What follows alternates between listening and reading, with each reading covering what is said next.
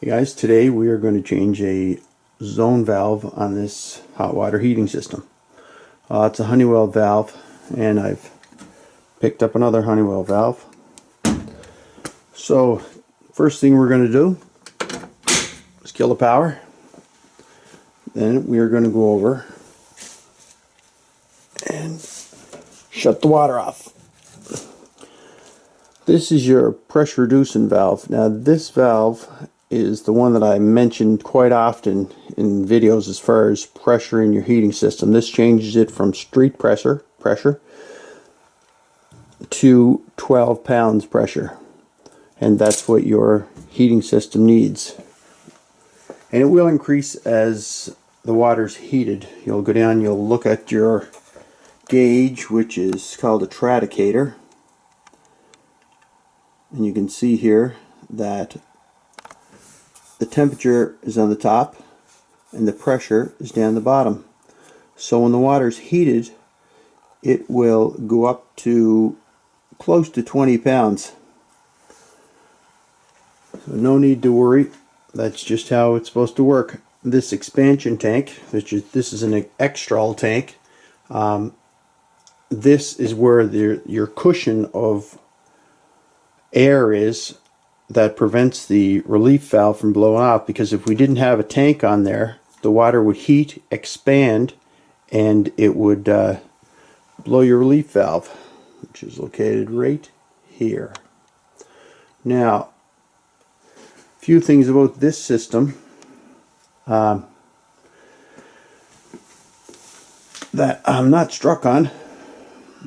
You'll see there's a circulating pump here, and there's a valve above it. If they had installed a valve down below here, this would have prevented this would have stopped you from having to drain the entire boiler to change this pump.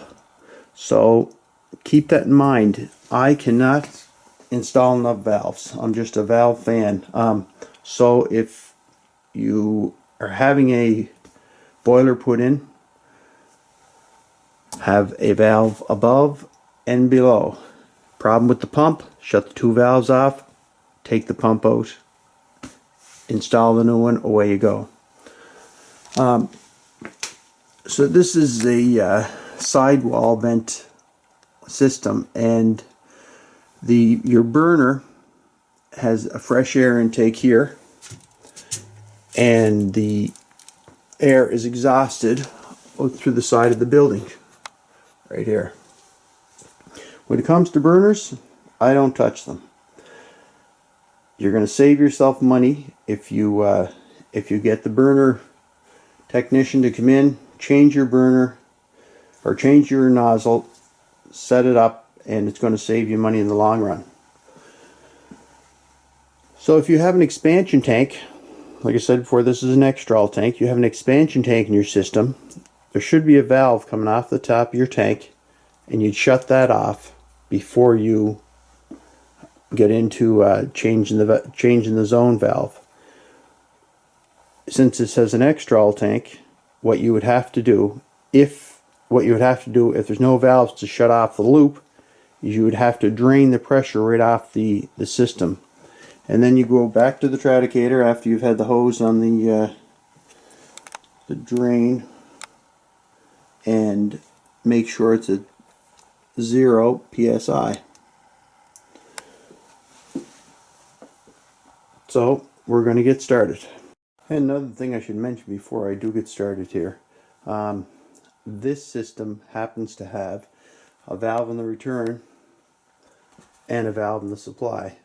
Something you might have noticed is that the zone valves here are on the return, and I believe that's the manufacturer's spec on this. It's a Comet boiler, but for the most part, the zone valves come off the supply of the heating system. So they're usually mounted here, and you just have your shut off and your purging valve here.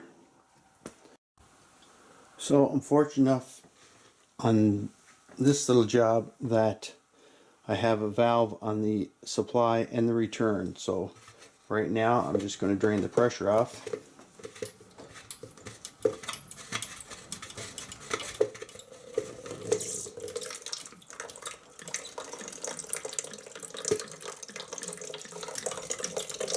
Off of that loop. We're good to go.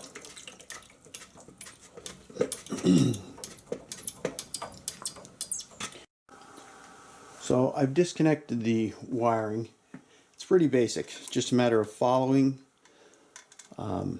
where the wires go and disconnecting. You can mark them, you know, if you want. Different valves, like an Erie valve, for example, has little different color wires on it, but they're all they work the exact same way. You can actually interchange an Erie for a Honeywell valve, for example. But there's a little pamphlet that comes with every valve that will tell you exactly what the wire's for. So I've disconnected the wires, and now we're just going to remove the valve. When I do that, I am going to get some water here. There's no doubt about that. Can't get around it. So these valves are a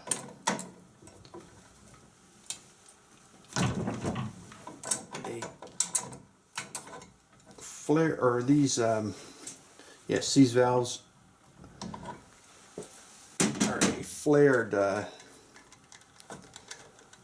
flared fitting, verted flare. So I'm just gonna slide this off here.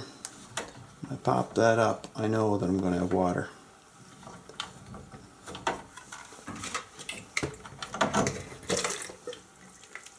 Not a whole lot. It's great.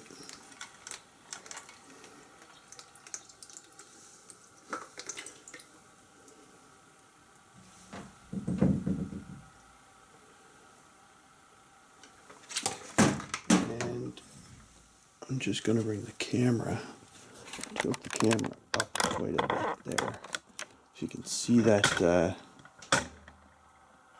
see the fitting. It actually goes down into the valve, and I know some people with Teflon on here, it doesn't make any difference as far as your having a watertight joint. This copper compresses down into the valve, so against the brass, so it's actually just the joint that is tight there. So there's no need of putting Teflon on. Double check this. Okay, so we're going to remove the bottom nut, just the same as the top. And we're going to get a little water there as well. So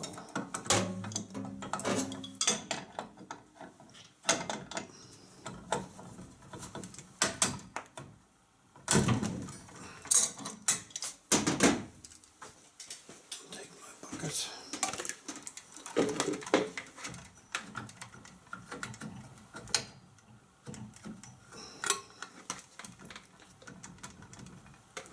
It's not going to be a whole lot.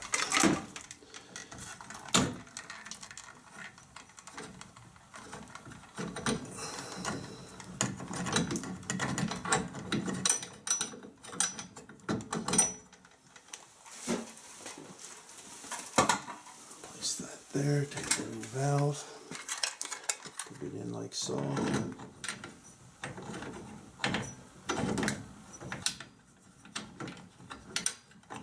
Actually, before I do that, you can see inside the valve here. I think you can see the brass, how the copper compresses against it. So that is making your joint. I prefer using the channel locks, and these channel locks get 4 sides of the nut, so it actually helps in preventing to over tighten the, or I should say, turn this nut a little egg shaped, because if you do come onto this nut too tight, it will take a little different shape.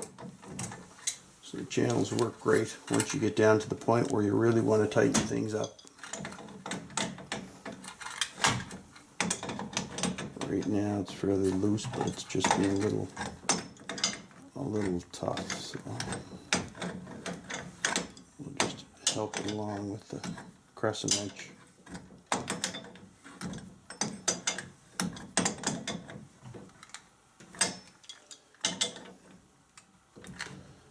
Okay, straighten that up, nice and square.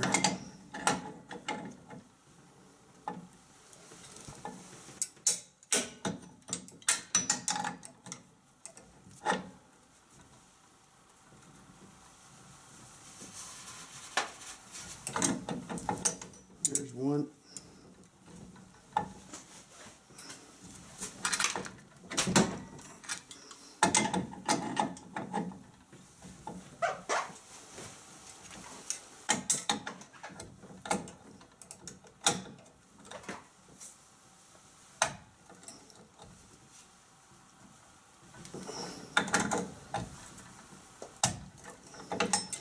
And there's two. And that is it. Now we're going to take our wires, put them back where we found them, and go through the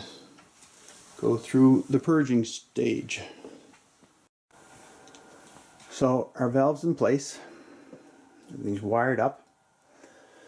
So the first thing we're going to do is turn our water back on.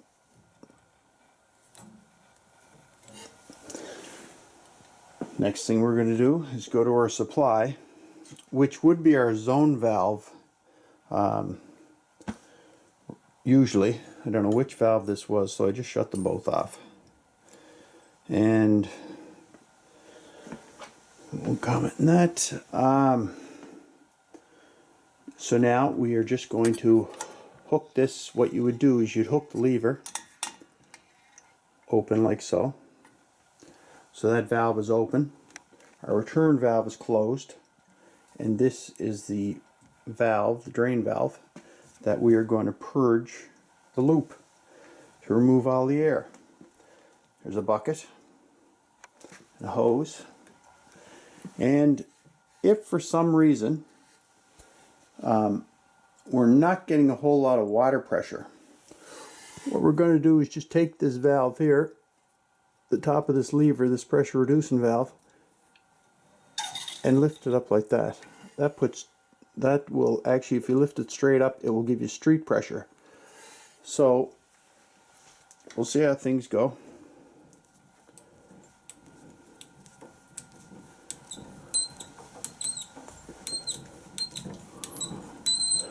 And I'm not getting any water at all.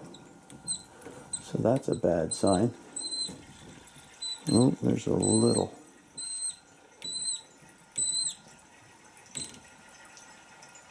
But I don't hear any water going into the system. So we're just going to bump that up. But when you bump this up, you have to keep an eye on your tradicator, just to make sure that it doesn't go to 30 pounds, because that's when your relief valve will blow off. This one is marked with that red, the red dial there.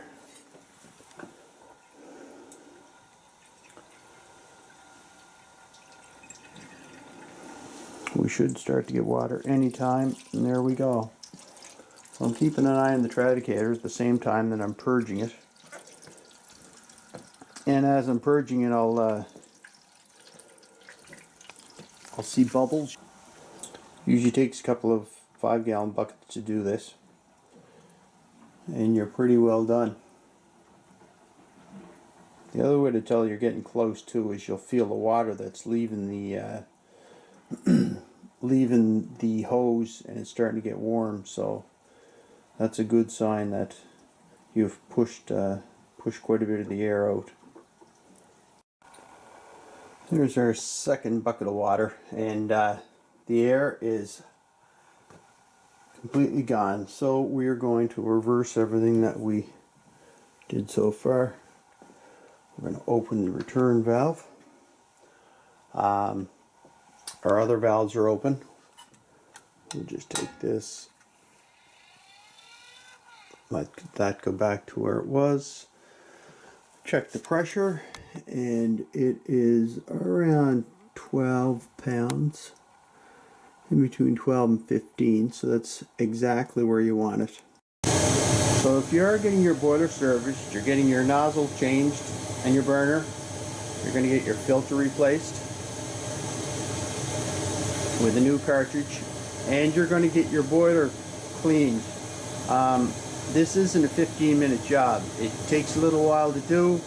Anyone that comes in to do it properly is always coming in with a vacuum and a brush. So take a little bit of time just to get down and make sure that they are using that vacuum and brushing it out. It's going to save you a lot of money, especially with the price of oil these days. Anyway, I hope that helps, and have yourself a great day.